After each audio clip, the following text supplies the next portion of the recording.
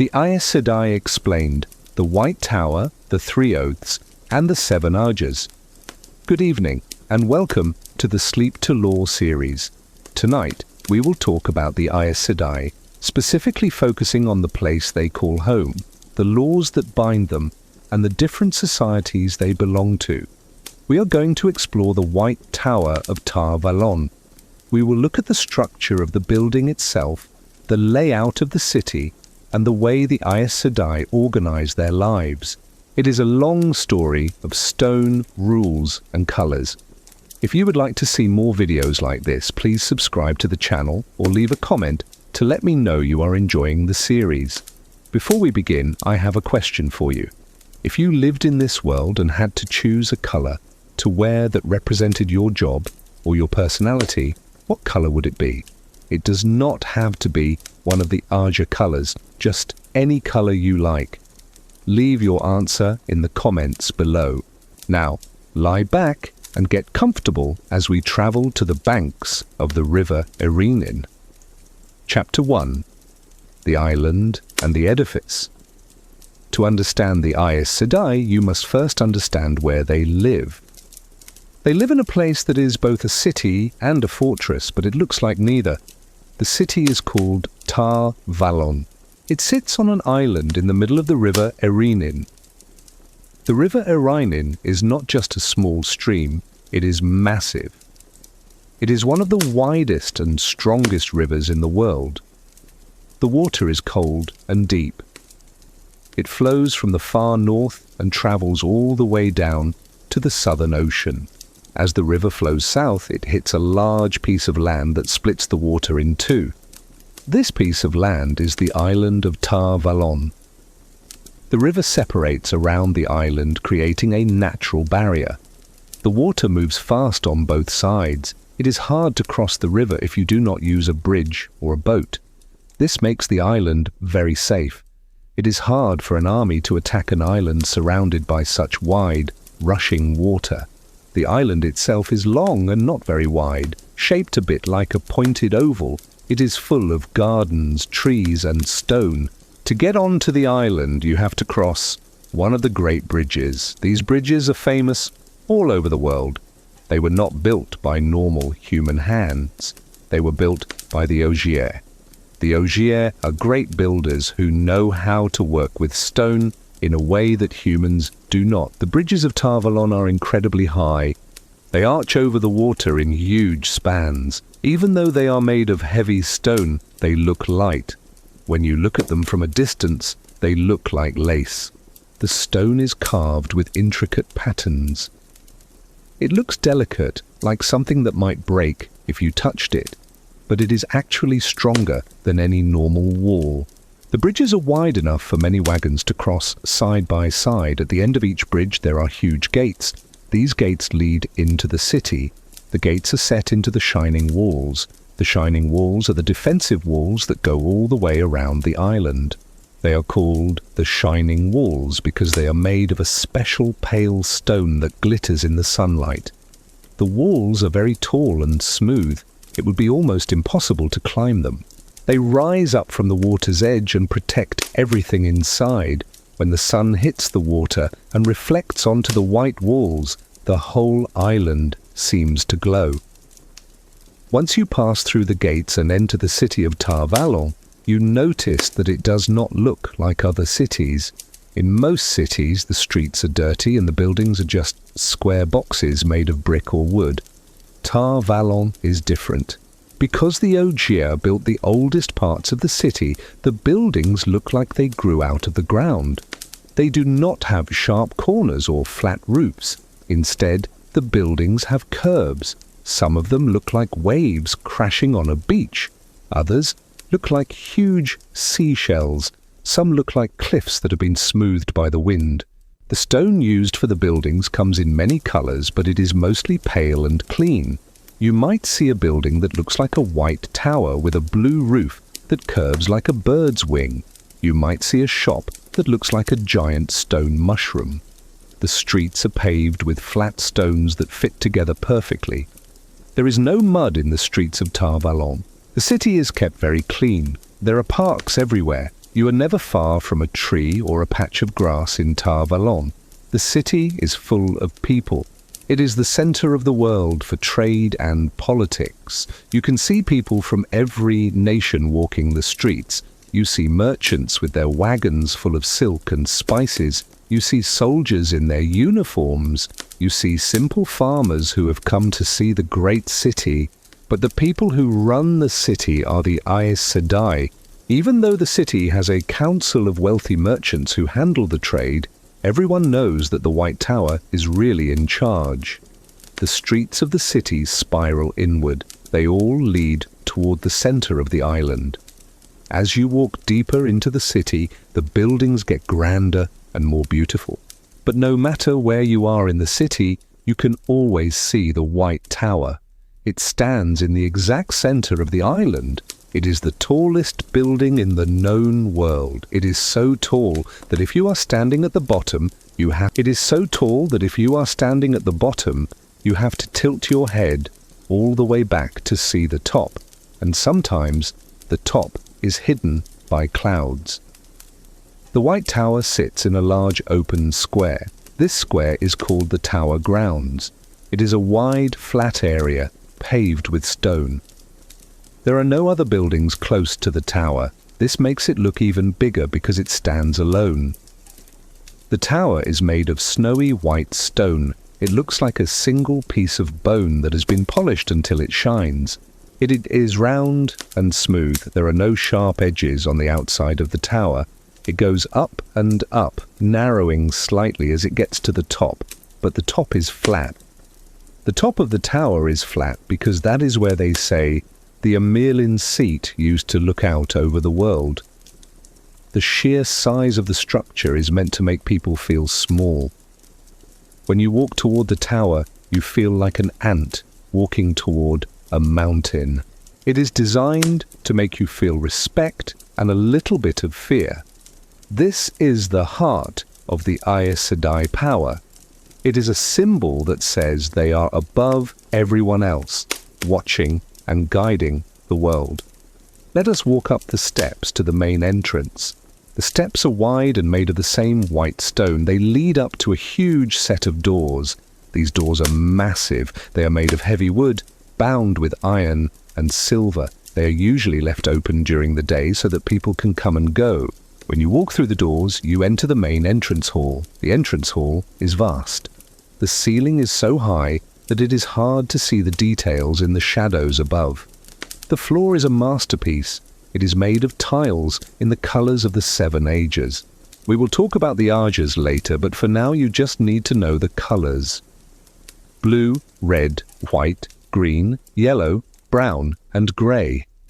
The tiles are arranged in a spiraling pattern called the Great Serpent.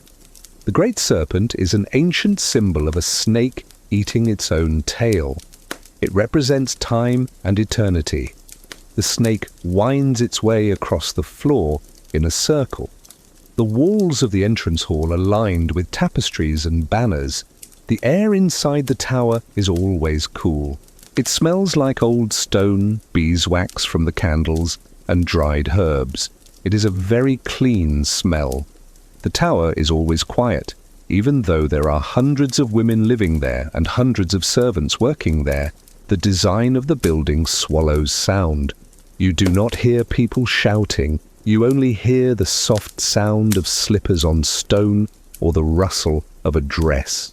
From the entrance hall, there are many corridors leading off in different directions. The tower is like a small city inside a building. It has everything the Aes Sedai need to live without ever leaving. There are kitchens, dining halls, libraries, classrooms, and gardens. The corridors are wide and lit by stand lamps. These are tall, metal stands that hold oil lamps. The lamps have glass chimneys to keep the flame steady. The light is soft and golden. One of the most important rooms on the ground levels is the hall of the tower. This is where the leaders of the Aes Sedai meet to make decisions. The hall is a very formal room. It is shaped like a large oval.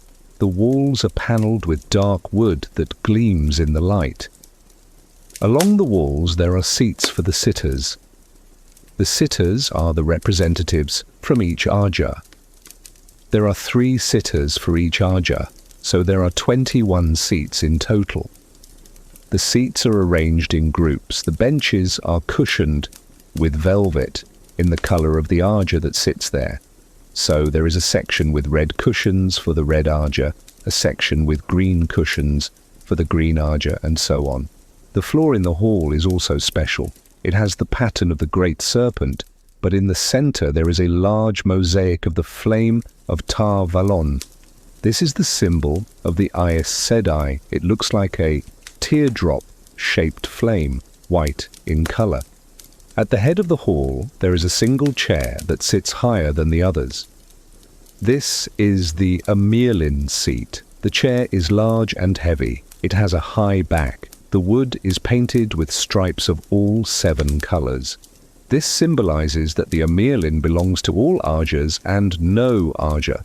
She is the leader of them all. When the hall is in session, the room is very serious. The acoustics are perfect. You can whisper from one end of the room and be heard at the other end. This ensures that no words are missed during important debates. Deeper into the tower, you will find the Great Library. The Library of the White Tower is the largest collection of books in the world. It is a massive space that spans several floors. The shelves are made of tall, dark wood, and they are packed full of books, scrolls, and loose papers. There are books on history, geography, mathematics, the One Power, and nature. Some of the books are thousands of years old. They are so fragile that only special librarians are allowed to touch them. The library smells heavily of paper and dust, but it is a pleasant smell. It smells like knowledge. There are long tables where Aes Sedai and students can sit and read. The light in the library is carefully managed. During the day, sunlight comes in through tall, narrow windows.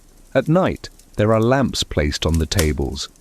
The librarians are usually from the Brown Ajah, who love knowledge more than anything else. They move silently through the rows of books, organizing and repairing them. There is a section of the library called the 13th Depository. This is a secret section. It is hidden behind locked doors. Only the Amerlin seat, the keeper of the chronicles, and a few trusted librarians are allowed to go in there. It contains records that are too dangerous for normal people to see. It has secret histories and reports from spies. The door to this section is heavy and reinforced with iron. It is a reminder that the White Tower keeps many secrets. Now let us move upward. The tower is divided into levels. The lower levels are for common use and for the novices. Novices are the young women who have just come to the tower to learn. Their living quarters are very simple. They sleep in small rooms that are almost like cells. The rooms are not uncomfortable, but they are not luxurious. A novice room has a narrow bed, a small washstand with a basin and pitcher for water, a small rug, and a peg on the wall to hang clothes. That is all. The walls are plain white stone. There is usually a small window, but it is narrow. The novices live on galleries. A gallery is a long balcony that overlooks a central open space or a garden. The doors to their rooms line the gallery. It is easy for the teachers to keep an eye on them this way.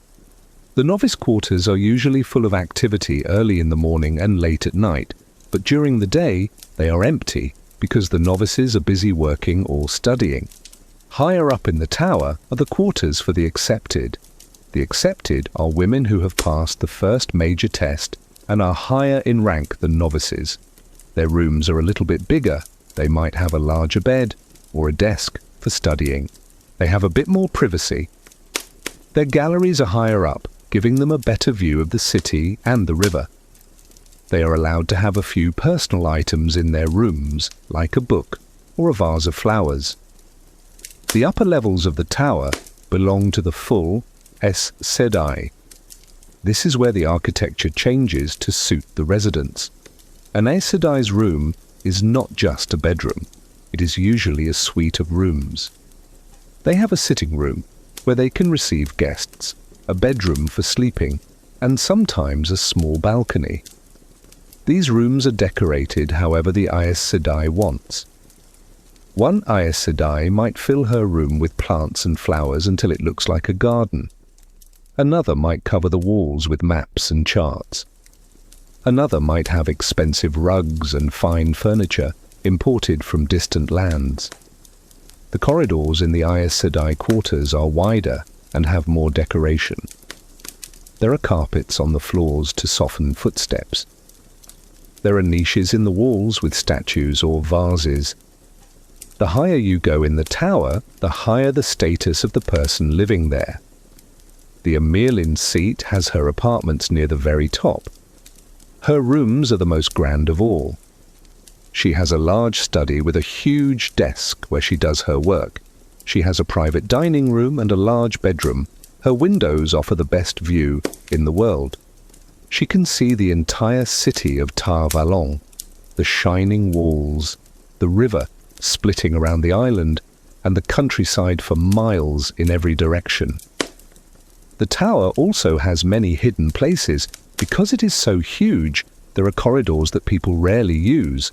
There are storerooms filled with old furniture that has been forgotten. There are staircases that spiral up through the thickness of the walls.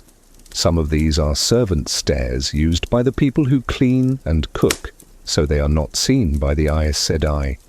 Others are secret passages that were built into the tower when it was first constructed. The stone of the tower is interesting. It feels smooth to the touch, almost like glass, but it is not cold. It seems to hold the temperature of the room perfectly. In the summer, the stone stays cool and refreshing. In the winter, it holds the heat from the fireplaces and keeps the rooms warm. The builders knew exactly how to use the airflow to keep the tower comfortable. There are vents near the floors and ceilings that allow air to circulate. This keeps the air fresh even in rooms that do not have windows. Let us go back outside for a moment and look at the grounds around the tower. The tower stands in a plaza, but beyond that plaza there are private gardens.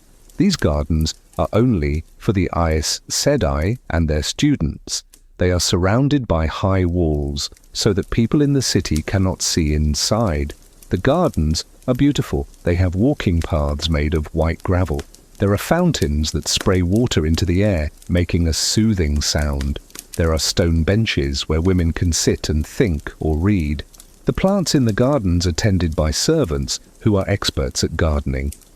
There are roses of every colour. There are trees that stay green all year round. There are beds of herbs used for healing and for cooking. The gardens are designed to be peaceful. It is a place to escape the stress of their studies and their work. You will often see a Brown Ajah sister sitting on a bench reading a book, or a Green Ajah sister walking with her warder. There is also a training ground near the tower. This is used by the warders. The warders are the warriors who protect the Aes Sedai. We will talk about them more in a later part, but their presence is part of the tower's atmosphere. You can hear the sound of swords clashing and men shouting drills from the practice yards. It is a reminder that while the White Tower is a place of study and politics, it is also a military power. They have their own army to defend the island. The tower also has huge kitchens. These are located in the lower levels or sometimes in a separate building connected to the main tower. The kitchens have to feed thousands of people every day. There are huge ovens for baking bread. There are spits for roasting meat. There are giant pots for making soup. The smell of food wafting from the kitchens is one of the few things that makes the tower feel like a normal home. Carts full of food are wheeled through the corridors 3 times a day to feed the novices and the servants. The Aes Sedai often have their meals brought to their rooms, or they eat in small dining halls specific to their Ajah. Each Ajah has its own section of the tower. While the Aes Sedai all live together, they tend to cluster with their own kind. The Green Ajah might take up a section of the west wing, while the Red Ajah takes a section of the north wing. They decorate their sections in their own colours. If you walk into the Green Ajah quarters, you might see green tapestries and paintings of forests.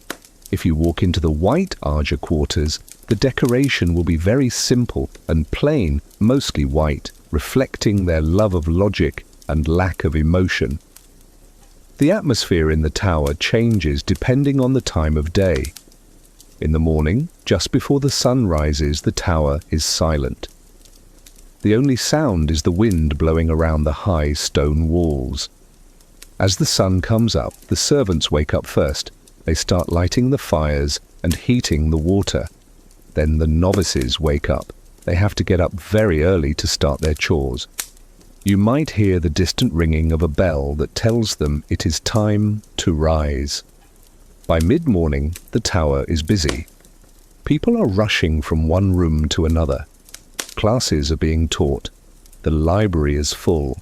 Petitioners from the city are waiting in the halls to speak to an Aes Sedai. Even though it is busy, the sense of order remains. No one runs in the White Tower. It is considered undignified. Everyone walks with a purpose. In the evening, as the sun sets, the tower glows. The white stone reflects the orange and pink light of the sunset. Lamps are lit in thousands of windows. From the city below, the tower looks like a giant lantern towering over the island. It is a beacon of light. Inside, the activity slows down. The novices go to bed. The libraries empty out. The Aes Sedai retire to their rooms or gather in their common rooms to talk. The White Tower is more than just a building. It is a symbol of stability. It has stood for thousands of years. Nations have risen and fallen. Kings and queens have been born and died. Wars have been fought and forgotten. But the White Tower remains. It does not change. The white stone does not crumble. It stands there on the island in the middle of the river, watching the world turn. It represents the permanence of the Aes Sedai. They believe they are the glue that holds the world together, and their home reflects that belief. It is solid, unshakable, and eternal. When you are inside the tower, you feel separated from the rest of the world. The thick walls block out the noise of the city. The height of the building makes you feel like you are floating above the earth. It is easy to see why the Aes Sedai can become arrogant. They live in a place that is literally above everyone else. They look down on the world from their high windows. They are surrounded by beauty and history. Every stone in the floor and every beam in the ceiling has a story. This is the stage where the drama of the Aes Sedai plays out. It is a stage made of rock and magic. It is a place of safety, but it can also be a prison for those who break the rules. It is a place of learning, but also a place of harsh discipline. It is the White Tower of Tar Valon, the most famous building in the world, and the home of the women who can touch the true source. And that brings us to the end of the first part of our journey. We have walked the streets of Tar Valon, crossed the ogier bridges, and explored the halls of the White Tower. We have seen the grandeur of the Amirlin seat and the quiet of the library. But a building is just a shell. What makes the White Tower truly interesting is the life that happens inside it. The women who live there are bound by strict laws and ancient customs. In the next part of this series, we will look at the people themselves. We will explore the life of a novice, the difficult path to becoming accepted, and the 3 oaths that bind every Aes Sedai. We will talk about the oath rod and what it feels like to have your skin tighten with magic. But for now, let the image of the white stone tower glowing in the moonlight fill your mind. Let the sound of the river Erainin rushing past the island lull you into sleep. Chapter 2. The Path of the Ring. To understand the White Tower, you must understand the women who live inside it. The building is made of stone, but the power of the tower comes from the Aes Sedai. However, no woman starts as an Aes Sedai. Everyone begins at the bottom. It is a long, hard climb from the bottom to the top. It takes years. It takes sweat and tears. It takes a complete change of who you are. This journey begins with a girl coming to the gates of Tar Valon. When a girl discovers she can channel the One Power, or when an Aes Sedai finds her, she must go to the tower. It does not matter if she is the daughter of a queen or the daughter of a farmer. It does not matter if she is rich or poor. It does not matter if she is beautiful or plain. When she walks through the gates of the White Tower, she leaves her old life behind. She becomes a novice. The life of a novice is the first step on the path. It is a life of total equality. When a new girl arrives, she is taken to a room to change her clothes. She has to take off her silk dresses or her wool farm clothes. She has to take off her jewelry. She cannot keep anything that marks her rank in the outside world. She is given a dress of pure white. The novice dress is very simple. It is white from the neck to the hem. There is no color on it anywhere. It is made of sturdy wool or linen depending on the season. It is not uncomfortable, but it is not fancy. It buttons up to the neck. It has long sleeves. The cut is modest. Every novice wears the exact same dress. When you see a group of them walking down a hallway, they look like a flock of white birds. The white dress is a symbol. It means that the girl is a blank page. She is ready to be written on by the tower. She is ready to learn. It also means she has no power. In the White Tower, white is the color of the beginner. A novice must obey everyone. She must obey the Aes Sedai. She must obey the accepted. She must even obey the servants in the kitchens. She is at the very bottom of the ladder. Her day begins before the sun comes up. The novices sleep in the small white rooms we talked about before.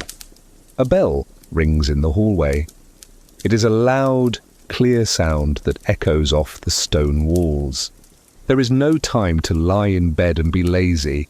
The novice must get up immediately. She washes her face in cold water from the basin. She puts on her white dress and brushes her hair. She is not allowed to wear her hair in fancy styles. It must be simple. If it is long, it is usually braided or tied back with a simple white ribbon. After she is dressed, she goes to the kitchens for breakfast. The food is simple but healthy. There is porridge, bread, cheese, and fruit. The novices eat quickly because they have work to do. This is one of the biggest surprises for girls who come from rich families. They think they are coming to learn magic. They think they will spend their days reading books and casting spells. But for a novice, a big part of life is chores. The White Tower is huge and it needs to be cleaned. The servants do a lot of work, but the novices do just as much. It is part of their training. It teaches them discipline. It teaches them humility. You cannot be arrogant if you are scrubbing a floor on your hands and knees. Imagine a long stone corridor. It is 50 feet long. The floor is made of white tiles. A novice has to scrub every inch of it. She has a bucket of hot, soapy water. The soap smells sharp and clean. She has a stiff brush. She kneels on the hard stone. She dips the brush in the water and scrubs. She scrubs until her arms ache. She scrubs until her knees are sore. She has to make sure the floor is spotless. If an Aes Sedai walks by and sees a spot of dirt, the novice will have to do it all over again. They also work in the kitchens. They peel potatoes by the sack. They chop carrots and onions until their eyes water. They wash giant pots that are bigger than they are. They carry heavy baskets of laundry up and down the stairs. They work in the gardens pulling weeds under the hot sun. It is hard physical labor. It makes them strong. It also makes them too tired to cause trouble. But it is not all cleaning and cooking. A novice is there to learn. She spends part of her day in classes. The classrooms are located on the lower levels of the tower. They are simple rooms with rows of wooden benches and a desk for the teacher. The teacher is usually an accepted or sometimes a full Aes Sedai if the lesson is very important. They learn many things. They learn the history of the world. They learn about the nations and their kings and queens. They learn geography. They learn the old tongue, which is the language used in the Age of Legends It is a difficult language and they have to memorize thousands of words. And of course they learn about the one power. This is the hardest part. For a man, holding the power is a struggle, like fighting a river. But for a woman, it is different. They are taught to surrender. That is the key word, surrender. To control the power, a woman must surrender to it. She has to imagine herself as a flower bud opening to the sun. She has to open her mind and let the power flow into her. She cannot force it. If she tries to grab it, it slips away like water. She has to be calm. She has to be completely relaxed. This is very hard to do when you are nervous or excited. The teacher will guide them. She will tell them to find the calm place inside their minds. A novice might sit for hours staring at a stone or a candle flame, trying to feel the source. When she finally touches it, it is the most wonderful feeling in the world. It feels like life itself. It is sweeter than honey and more addictive than wine. It sharpens every sense. The colors in the room look brighter. The dust motes dancing in the sunlight look like jewels. You can hear a fly buzzing 3 rooms away. You feel alive in a way you never did before. But a novice is weak. She can only hold a tiny amount of the power. If she tries to hold too much, she can burn herself out. This is why the training is so slow. The teachers are very careful. They only let the novices channel for a few minutes at a time. They have to build up their strength slowly like a muscle. The novice book is the record of every girl in the tower. When a girl arrives, her name is written in the book. It records her age, where she is from, and her potential. Some girls will never be very strong. They will stay novices for many years. Some are very strong and learn quickly, but no matter how strong they are, they all wear white. They all scrub floors. They all curtsy to the Aes Sedai. The goal of every novice is to become accepted. This is the next rank. But you cannot just ask to be accepted. You have to be tested. The test to become accepted is a secret ritual. It happens deep in the tower. The novice is taken to a room where there is a special object. It is a terangrial. This is a device made with the one power long ago. It looks like 3 arches made of silver. The arches are just standing there on the floor. To pass the test, the novice must walk through the arches. It sounds simple, but it is not. When she steps into the first arch, she is transported to another world. It is a world inside her mind, or maybe a real possible world. No one knows for sure. In this world, she faces her greatest fears. She might see her family dying. She might see herself failing. She might be offered everything she ever wanted: love, safety, power, if she just stays in that world. But to pass, she must refuse. She must choose to come back to the hardship of the tower. She has to walk out of the arch. She has to do this 3 times, once for what was, once for what is, and once for what will be. It is terrifying. Many girls do not come back.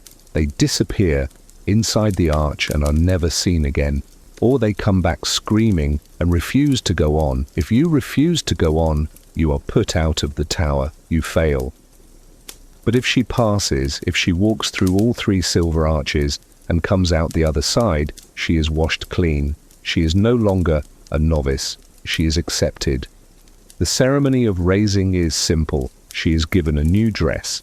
The dress of an accepted is still white, but it has 7 bands of color at the hem of the skirt and at the cuffs of the sleeves.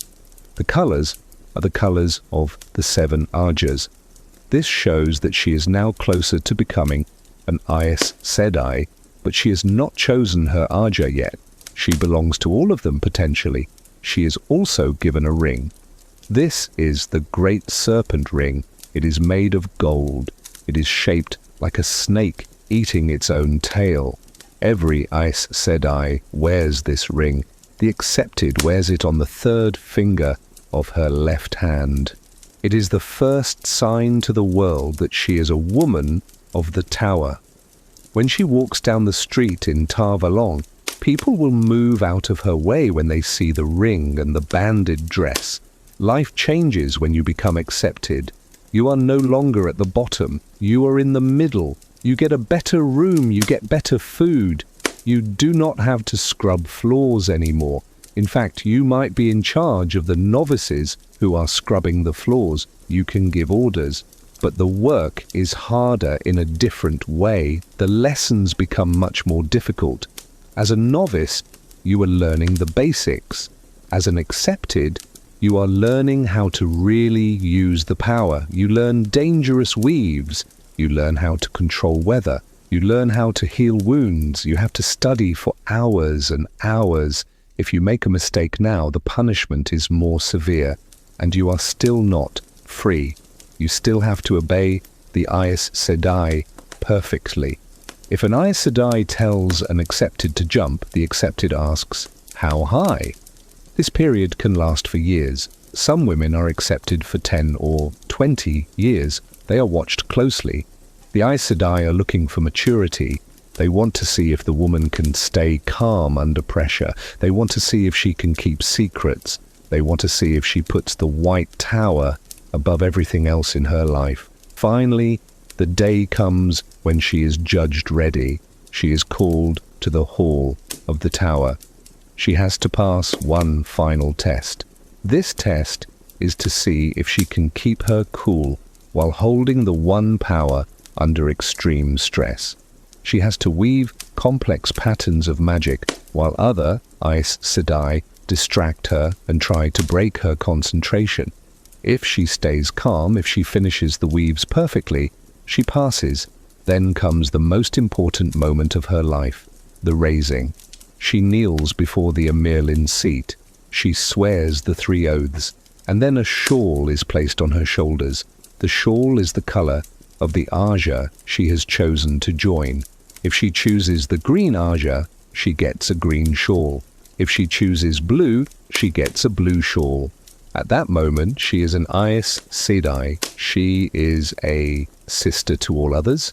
She has reached the top of the mountain. Now let us talk about the most crucial part of being an Aes Sedai.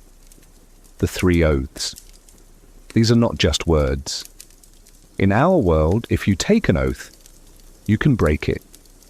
You might promise to tell the truth, but then you lie. You might promise to be faithful, but then you cheat. An oath is just a promise, and humans break promises all the time. But for an Aes Sedai, the 3 oaths are real. They are physically binding. They are magic. Once an Aes Sedai takes these oaths, she cannot break them. It is impossible. Her body will not let her. If she tries to break an oath, she will feel sick. Her throat will close up. She will freeze.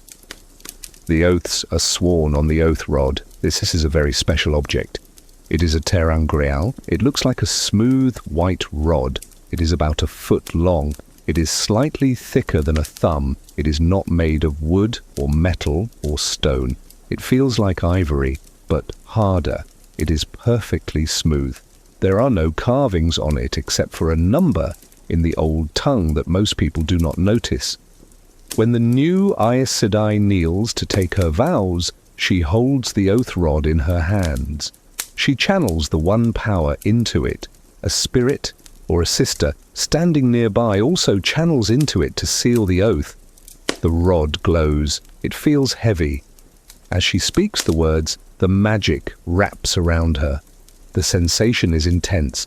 Aes Sedai describe it as a feeling of tightening. It feels like an extra skin is being pulled tight over your body. It feels like being wrapped in invisible bands of iron. It is not exactly painful, but it is restrictive. You feel the weight of the oaths settling into your bones. It changes you. Let us look at the 3 oaths in detail because they define everything an Aes Sedai does. The first oath is to speak no word that is not true. This sounds simple, but think about what it means. An Aes Sedai literally cannot tell a lie. If she tries to say the sky is green when the sky is blue, the words will not come out of her mouth. She will choke on them. This is why people trust the word of an Aes Sedai. If she says, "I did not kill that man," you know for a fact she did not do it. However, the Aes Sedai have found ways to work around this. The oath says they cannot speak a word that is not true, but it does not say they have to tell the whole truth. They are masters of twisting words. An Aes Sedai might say, "He is not in this room." That is true. But she might know that he is standing just outside the door. She did not lie, but she misled you. They can use sarcasm. They can stay silent. They can let you believe something without actually saying it. There is an old saying, the truth an Aes Sedai tells you is not always the truth you think you hear. Because of this oath, they have become very careful speakers. They choose every word precisely. They never promise anything unless they absolutely have to. The second oath is to make no weapon with which one man may kill another.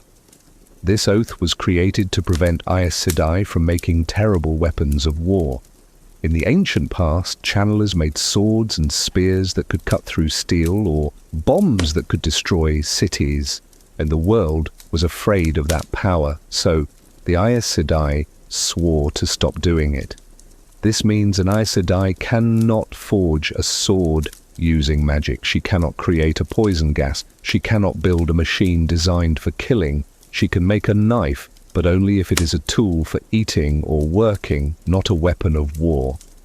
This oath keeps the world safe from magical warfare. It ensures that the Aes Sedai are seen as peacekeepers, not arms dealers.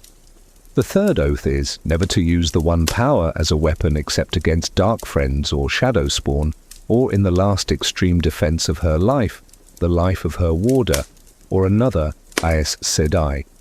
This is the most important oath for the safety of the common people. It means an Aes Sedai cannot use her magic to attack you. If you are a normal person, a thief, or a soldier, and you attack an Aes Sedai, she cannot just blast you with lightning. She can only use the power against you if she truly believes her life is in danger. If you insult her, she cannot hurt you with magic. If you steal her purse, she cannot hurt you with magic. She can use the power to tie you up with ropes of air. She can use the power to lift you off the ground and hold you there. But she cannot use it to harm you. However, if you are a creature of the shadow like a Trolloc or a Myrddraal, she can burn you to ash instantly. Against the shadow, she is a weapon. Against normal humans, she is shielded. These three oaths limit the Aes Sedai. They make them weaker in some ways. A woman who can channel but has not sworn the oaths, like the Wise Ones or the Windfinders, can do whatever she wants. She can lie. She can use the power as a weapon. But the Aes Sedai accept these limits to gain the trust of the world. They bind themselves so that people will not fear them, or at least will fear them less. There is a physical side effect to the oath rod. It is called the ageless look. Using the oath rod shortens a woman's life. A channeler can live for hundreds of years, much longer than a normal human, but the oaths cut that life in half, and they change the face. After a woman has been an Aes Sedai for a few years, her face changes. It becomes smooth, the wrinkles disappear, the skin becomes perfect. But it is not just looking young, it is strange. When you look at an Aes Sedai, you cannot tell how old she is. At first glance, you might think she is 25. Her skin is unblemished. But then you look into her eyes, and you see the wisdom and weariness of an old woman. You look again, and she seems 40. You look again, and she seems young. It is confusing to the eye. This is the ageless look. It is the mark of the tower. If an Aes Sedai tries to hide in a crowd, this look gives her away. You can cover your hair, you can wear dirty clothes, you can hunch your back, but you cannot hide that face. Anyone who knows what to look for will spot an Aes Sedai instantly. It is a face that time does not touch. It is frozen. This physical change sets them apart from humanity even more. They are beautiful, but in a distant, statuesque way. They do not look like mothers or grandmothers. They look like paintings come to life. So the life of an Aes Sedai is defined by the ring and the rod. The ring shows her status. It shows she has climbed the ladder from novice to accepted to sister. The rod binds her soul. It restricts her actions. It changes her face. It separates her from the rest of the world. The women of the White Tower are a sisterhood, but they are also a separate species in a way.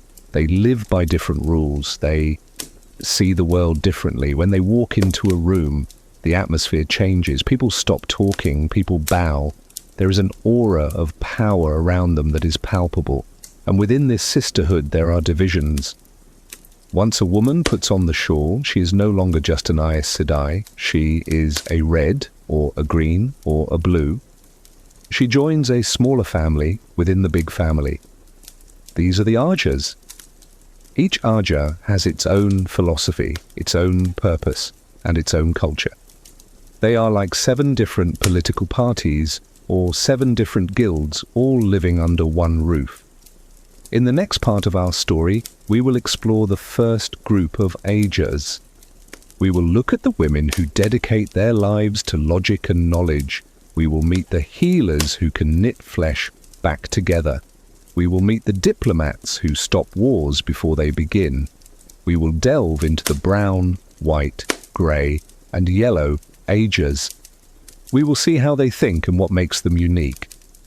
But for now, think of the novice in her white dress, sleeping in her small room after a long day of scrubbing floors. Think of the accepted, dreaming of the day she will wear the shawl.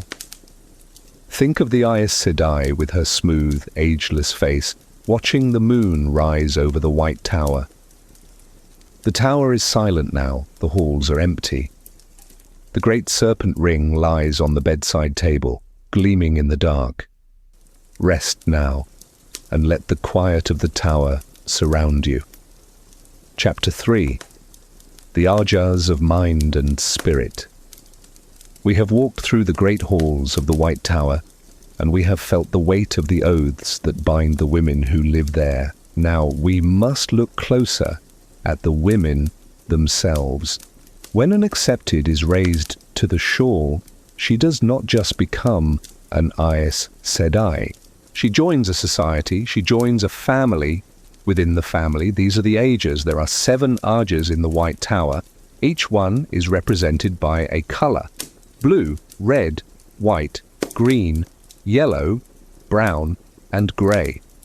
When a woman chooses her Ajah, she is choosing the path of her life. She is choosing who her closest friends will be. She is choosing what kind of work she will do for the next 200 years. She is choosing her purpose. Once a woman chooses an Ajah, she almost never changes. It is a decision for life. She moves her things into the part of the tower that belongs to her Ajah. She eats with them. She votes with them. She takes on their beliefs and their habits. While all Aes Sedai are sisters, the women in your own Ajah are your true sisters. The women in other Ajahs are like cousins. You might like them, you might work with them, but you are not one of them.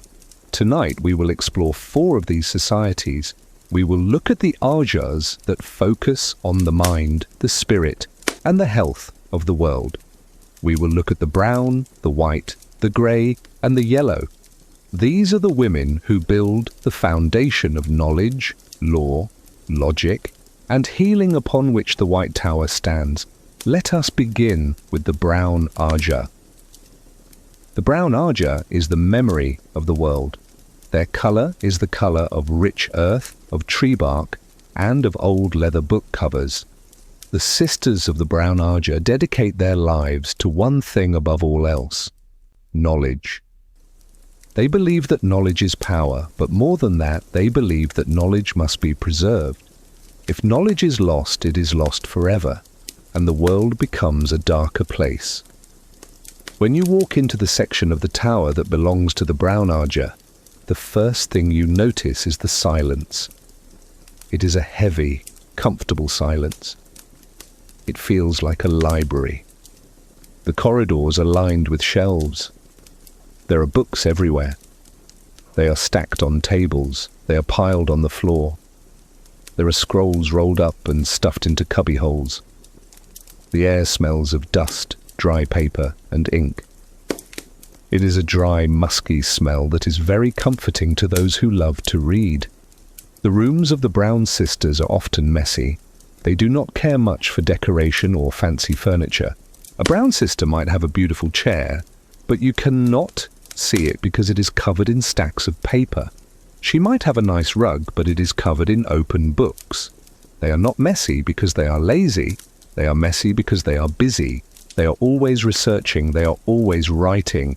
The Brown Ajah is responsible for the great library of the White Tower. They are the librarians and the archivists. They collect books from all over the world. If a farmer finds an old stone with strange writing on it in his field, a Brown sister will want to see it. If a merchant brings a map from a land that no one has visited in 100 years, a Brown sister will buy it. They gather every scrap of information they can find. Because they spend so much time in their heads, Brown sisters have a reputation for being absent-minded. There is a stereotype about them. People say a Brown sister might forget to eat dinner because she was reading a fascinating book. They say she might put on 2 different shoes and not notice. They say she might walk past her own room because she was thinking about an ancient battle.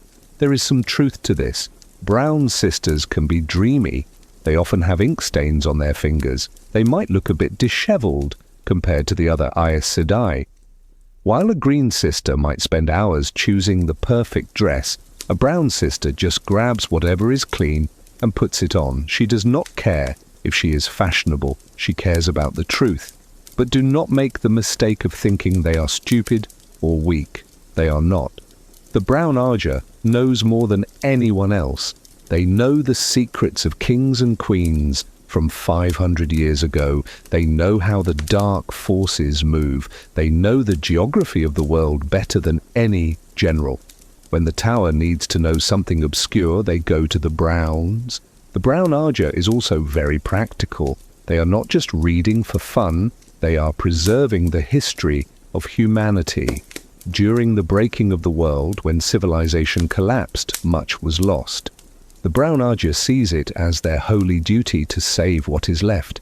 They copy old books before they rot away. They translate languages that no one speaks anymore. They are the guardians of the past. They are generally kind women. They are not as aggressive as the Reds or as political as the Blues. They are happy to be left alone with their studies. But if you try to destroy knowledge or if you burn a book, you will see their anger. And their anger is deep and terrible, like the earth shaking. They will fight to protect their library with everything they have. Now, let us leave the smell of old paper and move to a very different part of the tower. Let us visit the White Ajah. The White Ajah is the smallest of all the Ajahs. Their color is white. And this can be confusing because all novices wear white, and the tower itself is white. But the White Ajah wears white to symbolize purity of thought. They are the philosophers. They are the logicians. They dedicate their lives to logic and reason. When you enter the White Ajah quarters, the atmosphere changes completely. It is cool. It is stark. There is no clutter here. The hallways are pristine. The walls are white. The floors are white or pale grey. The decoration is very sparse. You might see a single vase with one perfect white flower in it. You might see a geometric pattern painted on the wall. Everything is precise. Everything is in its place. The women of the White Ajah are different from other people. They believe that emotion is a weakness. They believe that passion, anger, love, and fear cloud your judgment. To find the truth, they believe you must strip away all emotion. You must look at the world like a math problem. A white sister tries to be like a mirror. She wants to reflect the world exactly as it is, without distorting it with her feelings. When you talk to a white sister, she can seem cold. She does not smile much. She does not get angry. She speaks in a very calm, flat voice. If you tell her a sad story, she will not cry.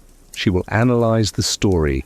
She will tell you why it happened and what the logical consequences are. Some people find this creepy. They think the white Ajah has no heart. But that is not true. They feel emotions, but they suppress them. They control them with an iron will. They believe that by using logic, they can solve the world's problems.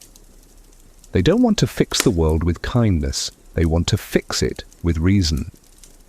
They are often the judges in disputes. If two Aes Sedai are arguing, they might ask a white sister to decide who is right. The white sister will listen to both sides. She will ignore the tears and the shouting. She will look only at the facts. And she will give a ruling that is fair, even if it is harsh. Because they do not get involved in the emotional drama of the world, the white Ajah often stays out of politics. They do not care about who is king or who is queen, unless it affects the logic of the world. They spend their time debating philosophy. They ask questions like, what is the nature of the Dark One? Or, why does time move forward? They write long papers full of complex arguments that only other white sisters can understand. They are the scientists of the mind. While the browns collect facts, the whites analyze those facts to find the underlying rules of the universe. They are sharp, dangerous, and brilliant. Dealing with them is like walking on a razor's edge. You have to be very careful what you say, because they will catch every mistake in your logic. They will tear your argument apart, piece by piece, calmly and quietly. Next, we move to the grey Ajah. The grey Ajah is the Ajah of diplomacy. Their colour is grey, the colour of balance, the colour of the twilight between day and night. They are the mediators, they are the peacemakers, but they are also the lawyers and the politicians. Their goal is harmony. They want the nations of the world to live together in peace, or at least in an orderly fashion. The quarters of the grey Ajah are dignified. They are decorated with gifts from kings and queens. You might see a tapestry from a distant kingdom, or a statue given as a thank you for stopping a war. The rooms are comfortable and designed for hosting guests. A grey sister always knows how to make you feel at home. She knows exactly what tea to serve you. She knows exactly what to say to make you relax. But do not be fooled. The grey Ajah is always working. When a grey sister is being nice to you, she is probably trying to get you to agree to something. They are masters of manipulation, but they do it so gently you don't even notice. The grey Ajah studies the laws of every land. They know the customs of every people. If a king in the west wants to make a trade deal with a queen in the east, he will call for a grey sister. She will write the treaty. She will make sure the wording is perfect. She will make sure both sides get what they want, or at least think they get what they want. They believe that war is a waste. War destroys things. War kills people. War creates chaos. The grey Ajah hates chaos. They want structure. They want the world to run like a well-oiled machine. If a war does start, the Greys are the first ones there to try and end it. They will walk onto a battlefield and demand that the generals talk instead of fight. Most of the treaties in the world were written by Grey sisters. They are famous for finding loopholes. If a Grey sister writes a contract, you had better read it very carefully. Every comma, every word, every pause matters. They use language as a tool to bind people together. Within the tower, the grey Ajah often acts as the glue. When the other Ajahs are fighting, when the reds are angry at the blues or the greens are shouting at the whites, the greys try to calm everyone down. They are the negotiators. They look for the middle ground. They believe that compromise is always possible if you are smart enough to find it. A grey sister is usually a very smooth person. She is polished. She never loses her temper in public. She is the perfect ambassador, but she can also be bureaucratic. She loves rules. She loves procedure. Sometimes the Greys can be too focused on the letter of the law and forget the spirit of it, but without them, the nations of the world would likely be at each other's throats constantly. They weave the threads of politics to keep the pattern of the world from unraveling. Finally, we come to the Yellow Ajah. The Yellow Ajah is dedicated to one thing: healing. Their color is yellow, the color of the sun, the color of vitality. They are the doctors and the surgeons of the Aes Sedai. But they do not use knives or medicine in the way normal doctors do. They use the one power. The Yellow Ajah quarters are often the busiest and the most intense. This is where the sick and the injured come. They have infirmaries where people lie in beds waiting for help. The air here smells of strange herbs, antiseptic, and sickness, but underneath that there is a feeling of hope.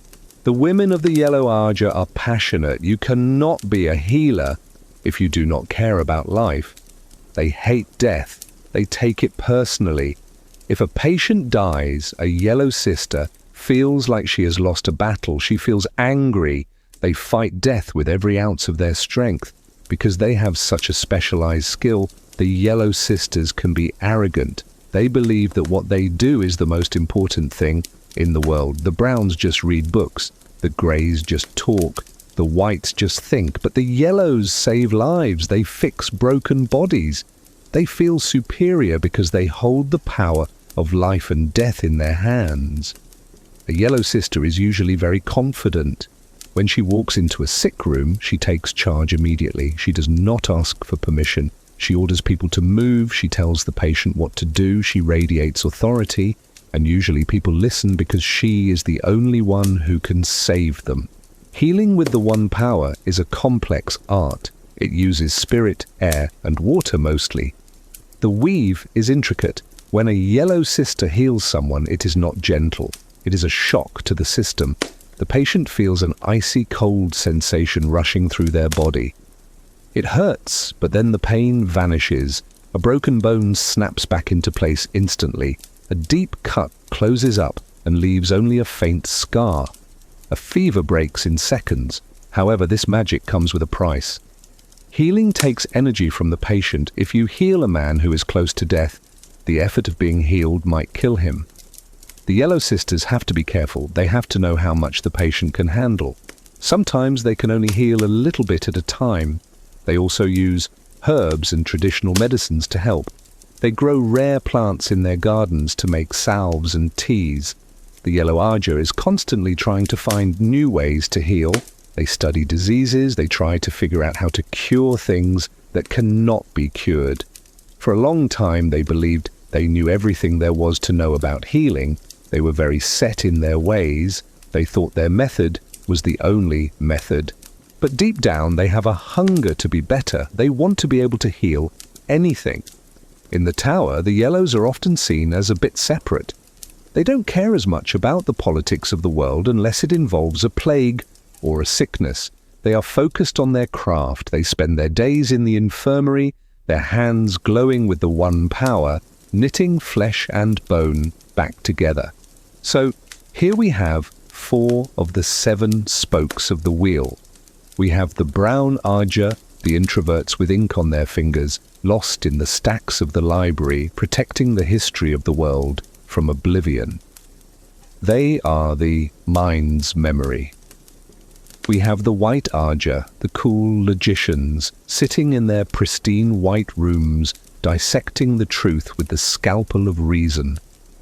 They are the mind's clarity.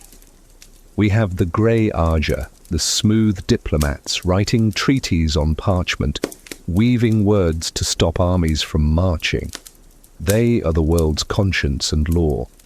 And we have the Yellow Ajah, the fierce healers, standing over the sick with glowing hands, fighting back the darkness of death. They are the body's salvation. These 4 Ajahs represent the internal functions of civilization: knowledge, logic, law, and health. Without them, the White Tower would just be a political club, but with them, it becomes a university, a courthouse, and a hospital. These women dedicate their lives to these ideals. Imagine a typical day for a Brown sister. She wakes up early not because she has to, but because she wants to get back to the book she was reading. She eats a piece of toast while walking to the library. She spends 12 hours digging through dusty scrolls, looking for a mention of a lost city. She forgets to eat lunch. When she finds what she is looking for, she feels a rush of excitement that is better than gold. She writes it down in her notebook, preserving it for the future. She is happy. Imagine a white sister. She sits in a garden, but she's not looking at the flowers. She is thinking about a logical paradox. She sits perfectly still for hours. Her face is calm. Inside her mind, she is building a complex structure of thought. She is testing an idea. When she solves the problem, she feels a sense of perfect order. She nods to herself, stands up, and goes to write her conclusion. She needs no applause. The truth is enough. Imagine a grey sister. She is in a meeting with two merchants who hate each other.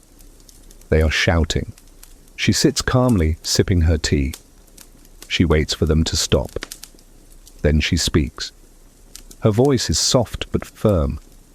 She points out a solution that neither of them saw. She makes them feel like it was their idea. They sign the paper. They shake hands.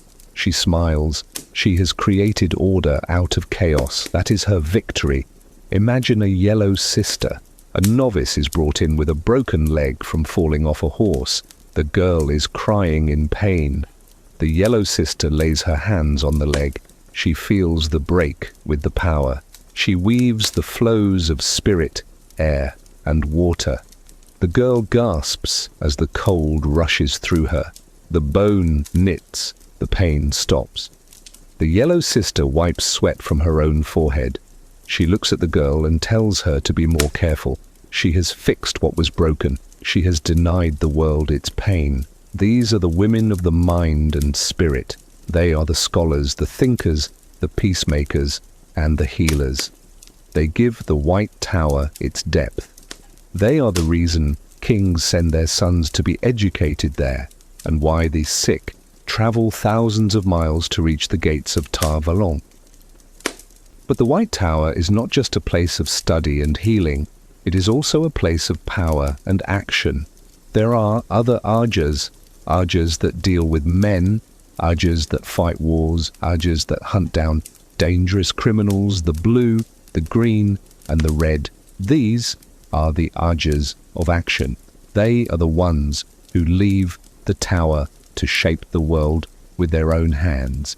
In the next and final part of our story, we will meet them. We will meet the Battle Ajah, who bond warriors and stand on the front lines. We will meet the Blue Ajah, the spies and manipulators who try to save the world through intrigue.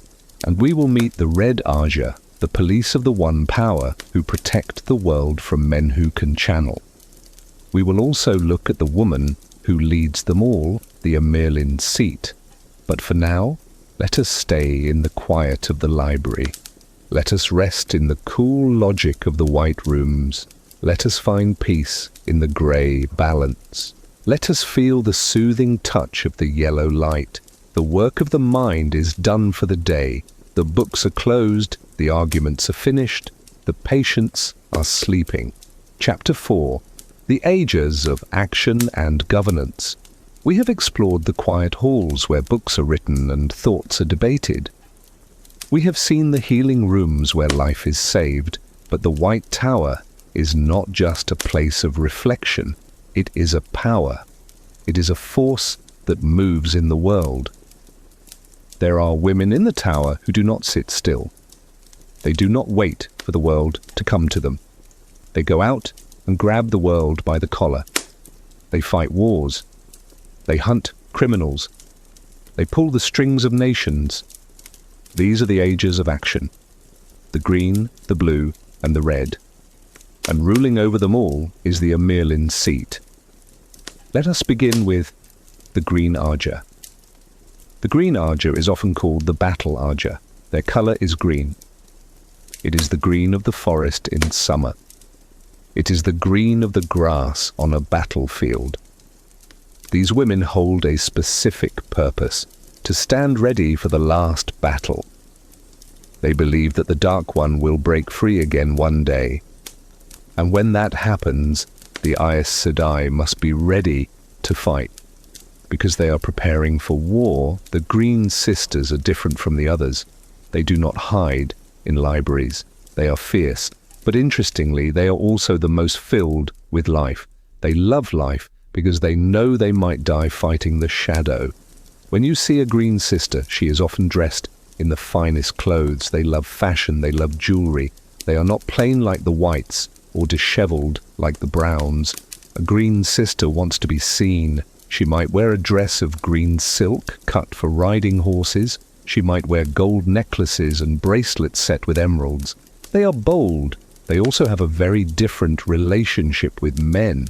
In the White Tower, most Ajahs keep men at a distance. The Reds avoid them. The Whites ignore them.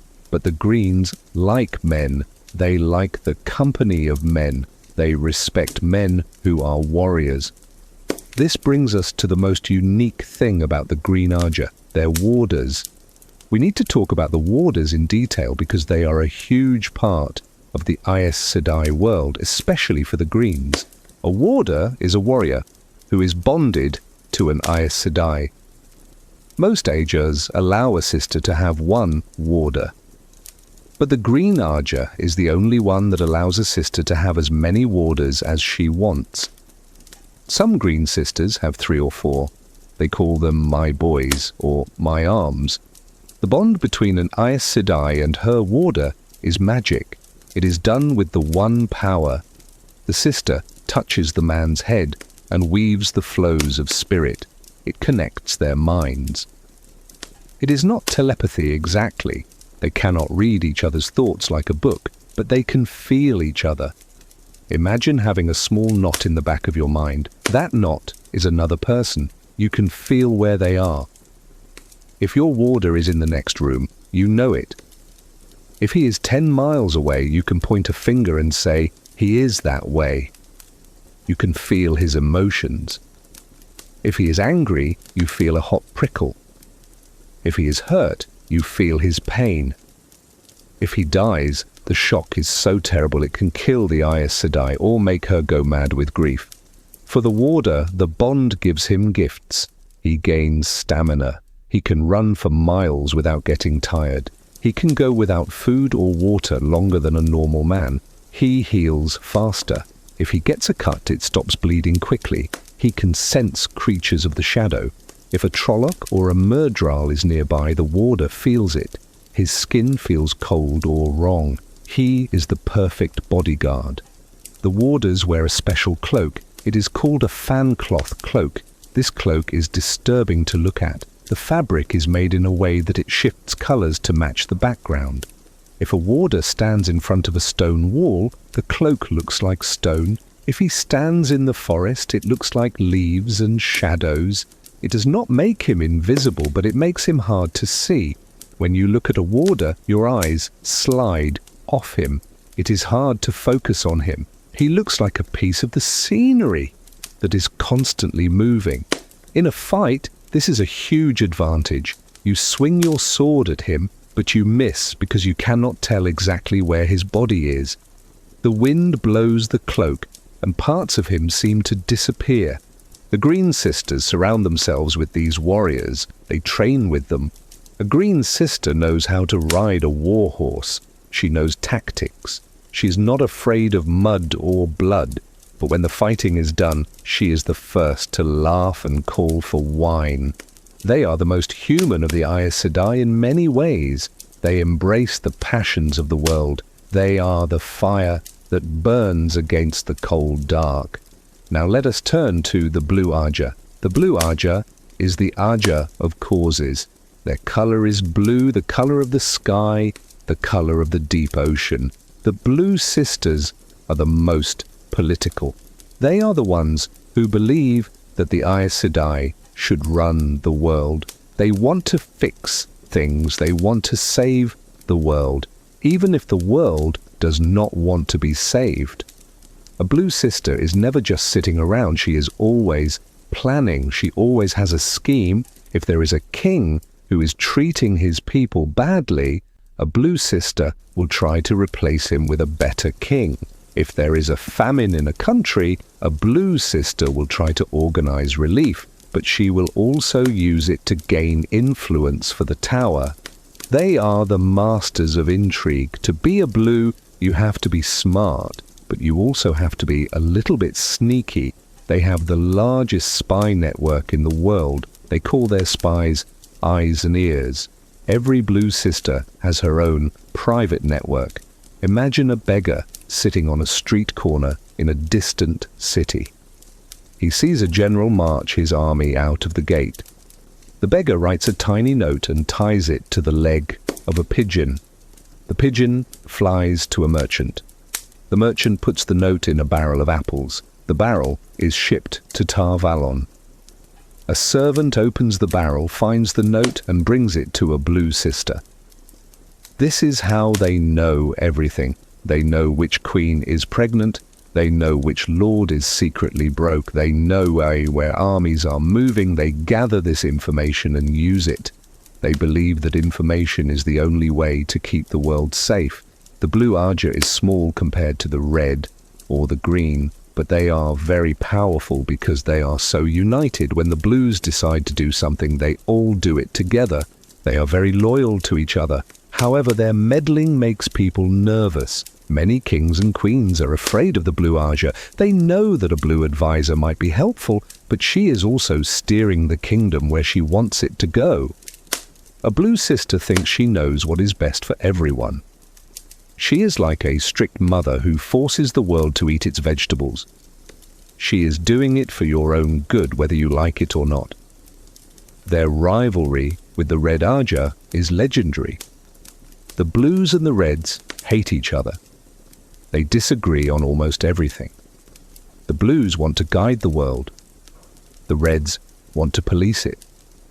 The blues use men, the reds suppress them. This conflict shapes a lot of the politics inside the White Tower.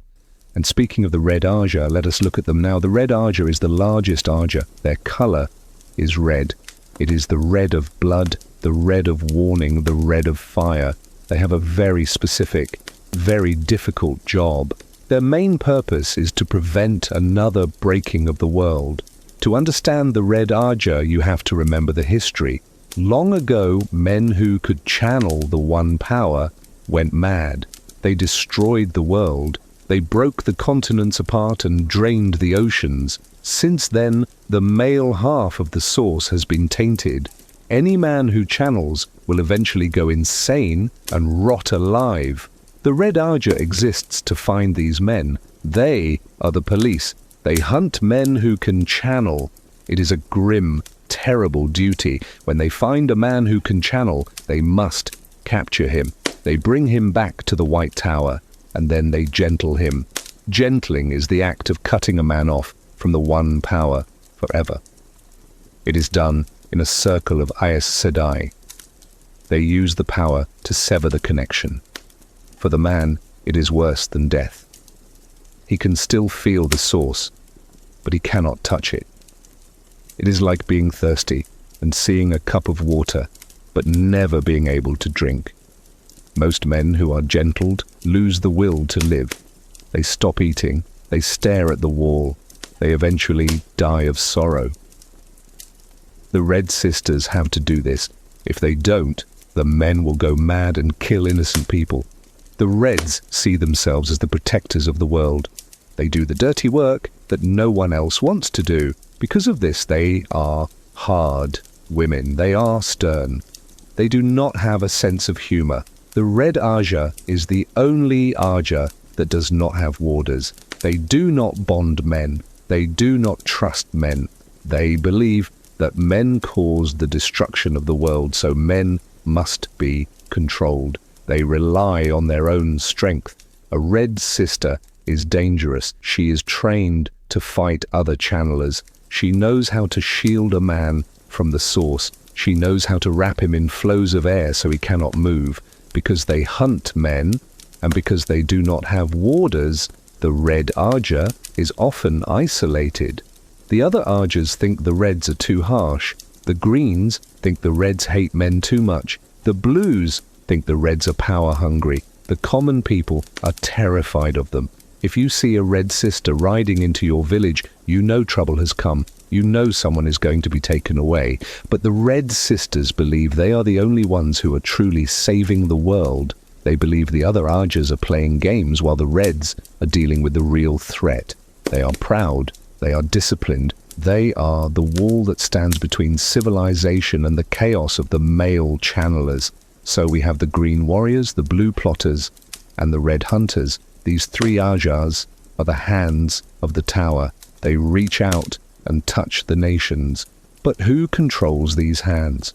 Who tells the Ajahs what to do? That is the job of the Amirlin seat.